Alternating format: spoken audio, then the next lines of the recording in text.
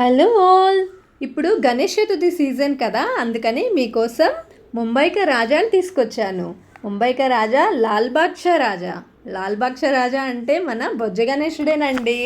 ఇక్కడ ముంబైలో లాల్ బాద్షా రాజా అని పిలుస్తారు. అక్కడికి వెళ్ళాలంటే కొంచెం కష్టపడాలి, బట్ వెళ్ళాక చాలా ప్రశాంతంగా చాలా మంచిగా ఫీల్ అవుతారు మన బొజ్జ గణేశుడిని చూసి. చించుపోక్లి వరకు వెళ్తే చాలు, అక్కడి నుంచి బై వాక్ వెళ్ళొచ్చు. That is 800 metres only.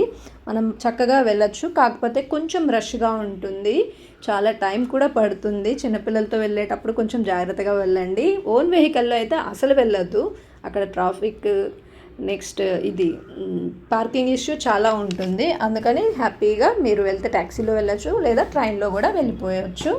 రోజుకి కొన్ని వేల మంది వస్తారు దర్శనం చేసుకోవడానికి.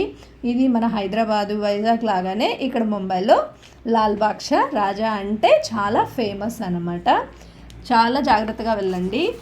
విఐపి దర్శనాలు కూడా జరుగుతాయి, అంటే అంత అతిశయోక్తి కాదు, ఇక్కడ విఐపి దర్శనాలు కూడా జరుగుతాయి. జరిగాక నెక్స్ట్ డే వచ్చేసారు మన లాల్ బాద్షా రాజా.